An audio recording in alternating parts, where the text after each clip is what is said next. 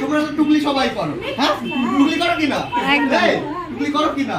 হ্যাঁ? তো এইখানে টুকলি করো, তোমার ভরে ভরে টাকা দেবে। টুকলি করো, টুকলির জায়গায় করো। কোথায় করছো? তুমি একটা দিনমজুরি যারা ইনকাম করে, যারা মাঠে কাজ করে, মাঠে কত ঘন্টা কাজ করে? সকাল 6টায় যায়, সন্ধ্যে 4টে বা 5টায় আসে। তার ইনকাম কত হয়?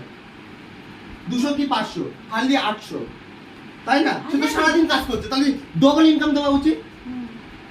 কিন্তু এখানে বলছে তুমি 2 ঘন্টা দাও। কার জন্য দেবে? নিজের জন্য দাও। কেন দেবে? শেখার জন্য। তোমাকে 2 থেকে 3 মাস দাও, 10,000 টাকা এমনি চোখ বুঝিয়ে চলে আসবে, কিচ্ছু করা লাগবে না। কি বলে পাবলিক? একদম অডিয়েন্স? নলেজ, ভরে ভরে নলেজ। আমি কোনোদিন হচ্ছে গিয়ে মেট্রো স্টেশনে যাইনি, তো রুমবাদির সঙ্গেই যাওয়া, আর জয়ন্তদার জন্য একটু হাততালি দেওয়া উচিত, কারণ জয়ন্তদার সঙ্গে এই বাড়িতেই আসা।